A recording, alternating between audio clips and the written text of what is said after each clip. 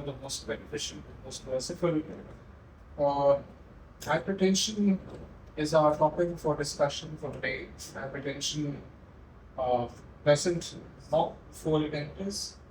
It doesn't ask for attention, and it really announces its presence. It's only when we experience the end organ damage in the form of a stroke or an MI or heart failure or kidney failure, that is where when we come to know that heart failure has progressed and it's a disease that affects roughly 1 billion people worldwide. It's the leading cause of morbidity and death. And the problem is most of the patients are left undiagnosed. Most of the patients will be diagnosed and still will have uncontrolled hypertension. And then it is a very small population which will have controlled blood pressure. Sometimes we don't rate hypertension as a major disease, but then ultimately when we experience the cardiovascular events or the neurovascular events that are associated with it, that is the time where we realize that the damage has already been done. Speaking about hypertension in Pakistan, the prevalence of hypertension is more as compared to the global prevalence. The percentage of diagnosed people is only 44%, which also means that 56% of the people will remain undiagnosed. Out of those diagnosed people, only 20% of the people will have treatment for hypertension, and out of those, only 11% of the people will have controlled blood pressures. So this is the sort of menace that this disease could produce. This is the sort of disruption it could cause, and obviously, well, we move on to the international guidelines. Now, we know JNC 8 and we know ESC 2024 and the latest guidelines, AHA 2025. We just discussed the comparison between the two. While I was a house officer, even in my medical training, I used to recognize 140 and 90 as stage 1 hypertension that remained as such until the late 2020s. But now there is a new term that they've introduced, ALARA, as low as reasonably achieved. Now this term is ambiguous. Ambiguous in the sense that a blood pressure of 120 is sometimes not related as a normal blood pressure. They range it between 120 and 129 as systolic blood pressure, and diastolic blood pressure of 70 to 79. The new term that they introduced was elevated blood pressure, a blood pressure that doesn't fall in the category of stage 1 hypertension or stage 2 hypertension, but it still is hypertension by all sorts. And what was the need of just classifying blood pressure as such is because some patients did end up with end organ damage and low blood pressures as well, especially those with comorbs, especially those who are diabetic, especially those who are having kidney disease. So this stage 1, stage 2 hypertension was not there for them. A brief comparison of the guidelines and the screening protocols, and we have screening protocols in Pakistan as well. But describing hypertension and describing the treatment for hypertension has always been very interesting. It only those major 5 classes of drugs that we use: the ACE inhibitors, the ARBs, the calcium channel blockers, the thiazide dilators. Initiation with monotherapy is out-fashioned, is outdated. Initiation with monotherapy is only considered for grade 1 hypertension or patients with frailty at advanced stage. The new fashion is that we start as single pill combinations. We start with dual combination of drugs. If the patient gets better, that's it. If he doesn't get better in 1 to 3 months, then we start triple combinations at a low dose. If still he doesn't get better, then we start triple combinations at a high dose. And there will still be patients who require beta blockers and spironolactone as add-on therapy, and obviously the diuretic hydrochlorothiazide in different combinations. The major difference between 2017 and 2023 guidelines is the use of beta blockers. Beta blockers, insulin resistance has been an old concept now. Now the ESH 2023 uses beta blockers at multiple levels when the blood pressure remains uncontrolled. JNC8 guidelines, and I would like to mention three differences between the JNC8 and the AHA 2025 guidelines recently. While the JNC8 guidelines stressed upon relaxation in blood pressure values 150/80 or 150/90 sometimes in the elderly population, the AHA 25 is very strict, and because of some data that is arrived, there is no relaxation in aged groups to maintain a blood pressure below 150 and 90. It's a very strict, stringent criteria of maintaining blood pressure levels between 130 and 80. While JNC8 relied purely on figures, AHA 2025 would incorporate some tools, some assessment tools like the prevent tools. And the most staggering configuration of that tool is if a 10-year morbidity risk, cardiovascular risk is greater than 7.5%,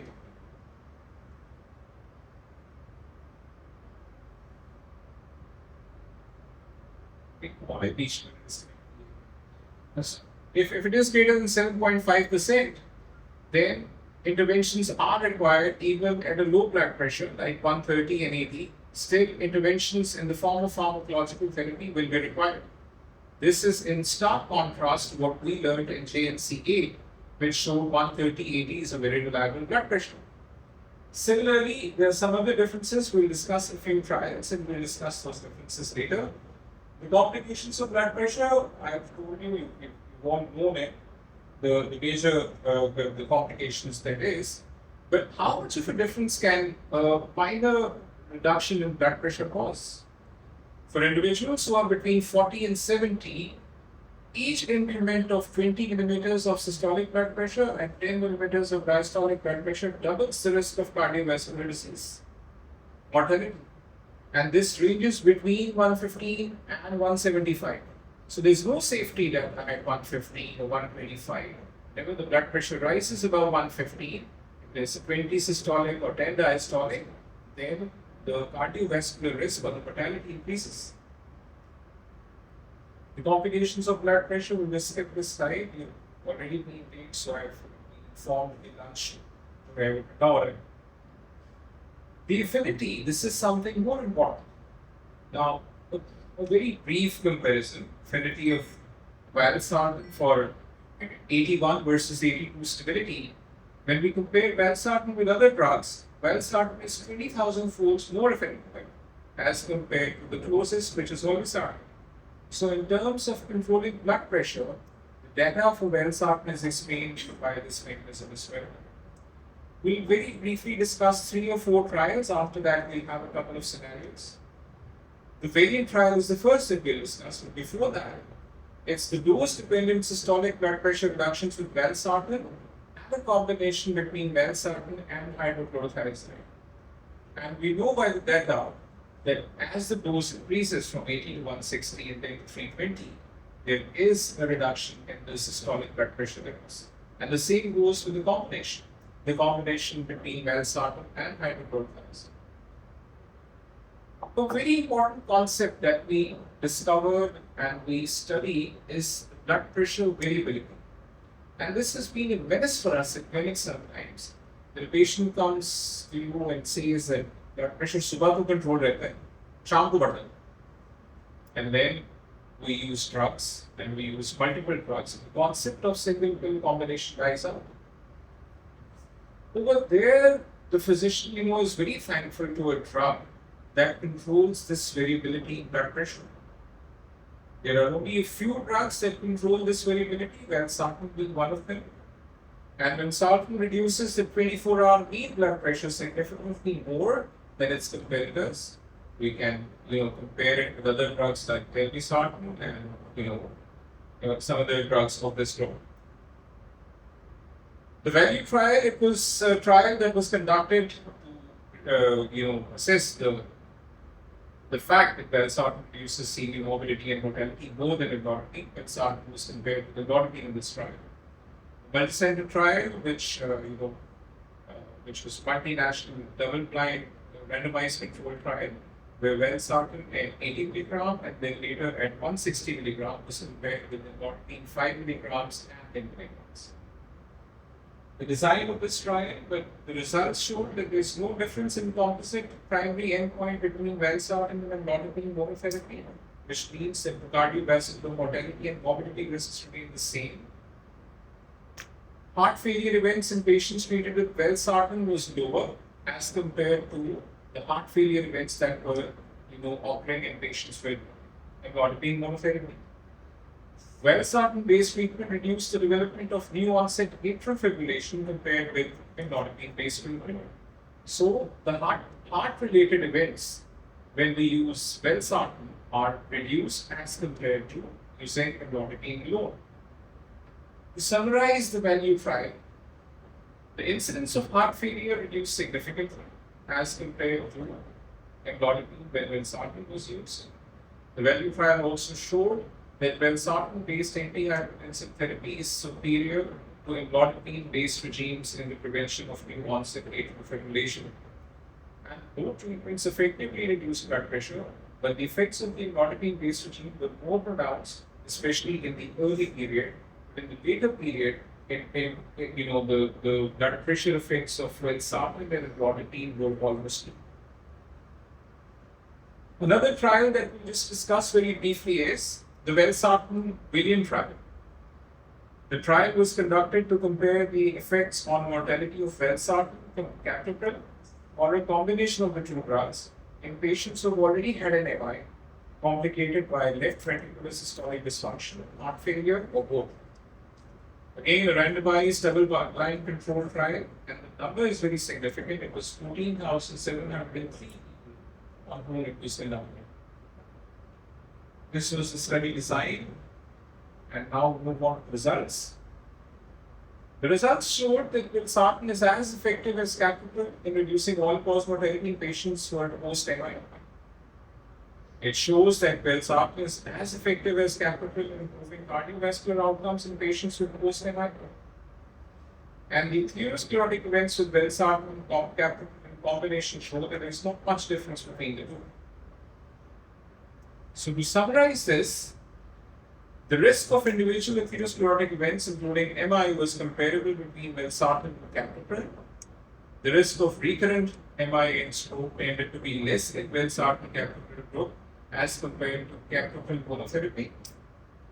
And permanent discontinuation of this study drug due to adverse events was significantly lower in valsartan as compared to captopril, which was a very significant point in this trial. The VALHEF trial is another trial, but let's skip on to the X effects. The X-forced efficacy trial and control in treatment of stage 2 hypertension. This trial was conducted to compare the efficacy and tolerability of amlodipine valsartan versus amlodipine alone in patients with stage 2 hypertension. In stage 2 hypertension, where there was a mean sitting systolic blood pressure of greater than 150. The amlodipine valsartan group treatment resulted in reduction of left ventricular hypertrophy parameters in hypertensive patients. We see one parameter, which is left ventricular mass index. It reduced significantly with valsartan and amlodipine as compared to hydrochlorothiazide and losartan in the intraventricular septal thickness, and the posterior wall thickness also had mutual beneficial effects when they were, considered in patients who were using amlodipine and valsartan. X-FAST trial, the X-scores in failure after single therapy. This trial was conducted to evaluate the antihypertensive efficacy of amlodipine valsartan in patients with hypertension who were not responding adequately to antihypertensive monotherapy. We discussed a little earlier that single pill combination is in fashion. Sometimes it's a single pill combination of two drugs that is used instead of monotherapy, and there are only a few indications of monotherapy. And then while we step up, then we use single pill combinations including 3 drugs. Now, this slide shows that the blood pressure control was very good in patients with amlodipine and valsartan at a dose of 5/160, especially in the diabetic patient. This one. But this effect enhanced while we used a combination of amlodipine, valsartan at 10/160, 80% as compared to 69%. 47% of the diabetic patients reached a blood pressure below 130/80, which was considered out control, which was considered an endpoint at the end of the 8th week. And it did not remain for any specific group. The benefits of valsartan and amlodipine were there for all groups, whether the patients were previously using beta blockers, or they were using calcium channel blockers, or angiotensin receptor blockers, or diuretics. If we speak about calcium channel blockers alone, we see that there is a reduction in systolic and diastolic blood pressure when we use valsartan and amlodipine. At a dose of 5/160, this is the effect, and at a dose of 10/160, this is the effect that we have. And then we know that pedal edema and other side effects with a higher dose of amlodipine are also there, and they were also assessed. Amlodipine, valsartan, and hydrochlorothiazide, the triple combination therapy provided incremental systolic blood pressure reductions in patients not receiving target blood pressure with dual therapy. That was a point we discussed in JNCA, that if we use double therapy for 1 to 3 months and the patients do not achieve the control that they were meant to achieve, then that is the time that we step up the dosage. Triple therapy, initially at a lower dose, and if the blood pressure control is not achieved, then we could use it at a higher dose. For instance, we could use it at 5/160, 12.5 initially. If the blood pressure is not achieved, we could use it at 10/160, and 12.5.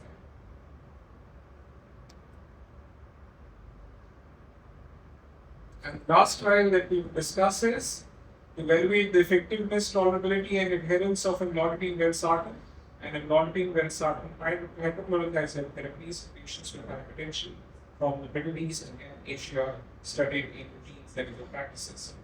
So once again, we were shown in this trial that there was significant reductions in blood pressure from the baseline across all treatment dosages of amlodipine and valsartan. Significant blood pressure reductions were observed across all hypertension severities with amlodipine and valsartan therapy. Significant blood pressure reductions with amlodipine and valsartan were observed across previous antihypertensive monotherapy classes. Those who were using antihypertensive drugs as monotherapy were the ones who benefited the most. Amlodipine and valsartan combination showed significant blood pressure reductions in diverse patient subgroups. It was not limited to the youngsters or the elderly patients or the obese patients or the diabetic patients. The result was there for everyone to see in all patient subgroups. Significant blood pressure reductions were observed from baseline across all treatment dosages. Now, we could start at dose of 5/160 or 10/160. There was significant reduction in blood pressure in all groups in patients who were using these things. And it was not restricted to diabetic patients alone. In those patients who did not have any co-ops or who were hypertensive known patients only, who did not have diabetes, significant reductions in blood pressure were achieved in those patients as well. And meaningful blood pressure reductions from baseline were observed across hypertensive severities with amlodipine, valsartan, hydrochlorothiazide triple therapy. You see this group that we consider hypertensive crisis or emergency. We see the reduction in blood pressure over here as compared to reduction in blood pressure in the others. So, in a way, triple therapy is a very good combination in all those patients who are having resistant hypertension or hypertensive emergencies or urgencies, and you look at the difference in blood pressure that it could cause as a single drug. Amlodipine, valsartan triple therapy showed significant blood pressure reduction in diverse patients. This was a repetition of the previous slide. All subgroups in diabetic or obese patients, and also those patients who are not diabetic. A word on original versus generics. I think I invite our our team to discuss this a little bit. But one slide that I would like to discuss is that quality matters. Generics are available, but the original brand being original. There are reasons for that. Increased adverse events occur when we use generics instead of the original drug. Immediate surge in adverse events after generic entry. Higher ER visits were seen in those patients who were using generics instead of the original drug. And the trend over time is that 12 months post-switch, long-term consistency in outcomes were only observed with the branded medicines. And the bioavailability also matters. While bioavailability was ensured by the original brand, but the problem was that there was a 6 to 12% reduction in bioavailability when the same drugs of another generic were used. So this is one of the reasons why we go for the brands originally and not the generics. Now, moving on to the last part of the presentation, we have a couple of scenarios before we get towards lunch. A 60-year-old male, employed, smoker, and long case of hypertension for the last 12 years. He has a history of MI and hospitalization. The blood pressure has deteriorated over the last 6 months, and he's on a high risk for cardiovascular events after MI, which was there as a previous episode. The physician uptitrated and switched him to a dual combination, but blood pressure was still not controlled. He still has the blood pressure of 160 by 100, maximum reading of the patient, so it was very fine. The drug history includes a Lonpi titrated up to a maximum dose of 10 mg. Then he was switched to a dual combination with Sartan and hydrochlorothiazide 50 by 12.5. He has a family history of hypertension, CV on the renal side, and there is no other concomitant disease. So the scenario is open for the house. I would want you people to answer. The high risk of cardiovascular events after an MI is discussed in a study. How would we proceed in this patient to minimize the associated risk? Anyone? Single pill triple combination. Single pill triple combination. And the drug, because he's been using Losartan hydrochlorothiazide, and we compared a slide where Losartan hydrochlorothiazide versus amlodipine valsartan and hydrochlorothiazide would have a better effect. So the answer is absolutely correct. It's a single pill combination, and we'll step up since he's had an MI and he's at an increased cardiovascular risk. So the answer is that we'll step up the drug, we'll move on to a triple combination, and the triple combination at a low dose will be the answer to his problems. What is the target of blood pressure in such patients? He's had a blood pressure of 160 systolic and 100 diastolic. After an MI, what would you consider as a target blood pressure that we consider as a primary endpoint after starting whatever treatment that we opted for? Less than 120. Less than 120 by 80. And what other investigation should we consider in this patient?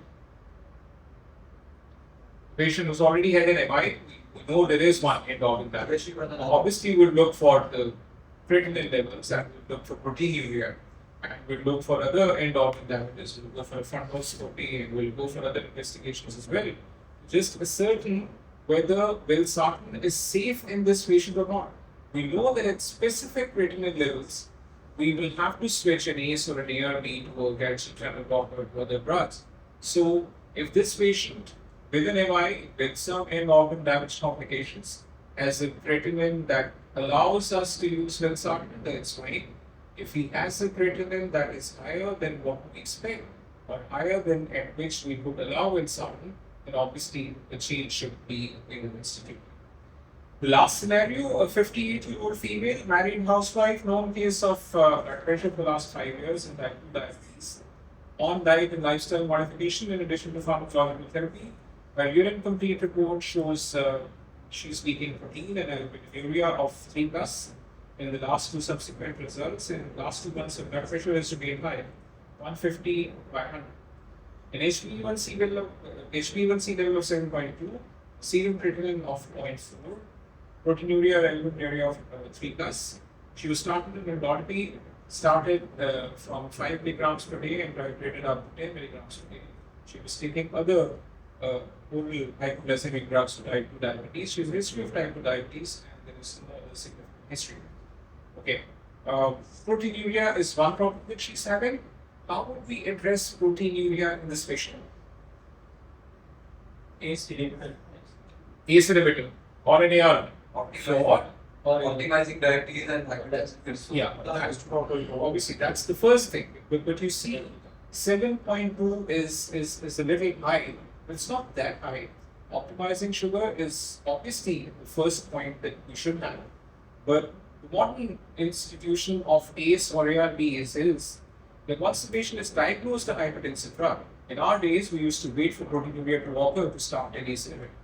Now, since day one of treatment, when he is diagnosed a diabetic patient at day one, we start an ACE inhibitor or an ARB so that proteinuria, we will prevent proteinuria from happening.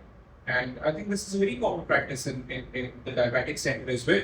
Even if the patient presents with a normal blood pressure, we will institute ACE or ARBs on day one of diagnosing him a diabetic patient, even if he says that he has a normal blood pressure. And that's not for blood pressure that we do it, that's to prevent kidney damage from happening. So, diabetes control, yes, definitely, we might change his oral hypoglycemic drugs as well, but it's the institution of an ACE or an ARB that is the first step that we need to do. Okay, with all those slow mobs, what is the target of blood pressure in this patient? What target blood pressure should we know? Less than 130. Less than 130 And what would we do next? Would we switch to another antihypertensive monotherapy or add another molecule and move to combinations? She's using amlodipine alone. In our scenario, what would be the next option? I think we've already discussed this. We'll start an ACE inhibitor on ARB and we'll preferably put them on a valsartan and amlodipine combination. Instead of discontinuing amlodipine, we'll do this because she's had high blood pressures as well. So monotherapy could have been an option if she was frail, if she was aged, if she had, left ventricular ejection fraction that was too low, if there was a risk of causing hypertension in such patients. But in her age, when her blood pressure allows us to institute an ACE inhibitor or an ARB, I think that is going to be our choice. What are the other possible complications she could have? Retinopathy. Neuropathy. And we can go into the macro and the microvascular complications for diabetes. So she could have all of them. And once the blood pressure is controlled and the diabetes is controlled, maybe we could slow the progression of these complications, not reversing them entirely. So to summarize and to conclude, hypertension is prevalent all over the world and this is what we all know. Most of the patients will be undiagnosed. Even those who are diagnosed will be untreated. Only a very small percentage of the population will present you with controlled blood pressure, with good compliance, and would just tell you with confidence that their blood pressure is controlled. Uncontrolled hypertension is a risk factor for cardiovascular disease and complications and is also a leading cause of renal failure, especially associated with diabetes. And proper control of blood pressure is the only way out. Whether we use a single pill combination, whether we do not use any pill combinations, whether we just do it on salt restriction and lifestyle modification, or we have to use a high dose triple combination. Blood pressure control is the only way out and it's usually required to prevent the complications. I'd like to invite my team so that they can just introduce the drugs and tell us the different dosages and the prices, and with that we come at the end of this presentation. Thank you for being a very patient audience.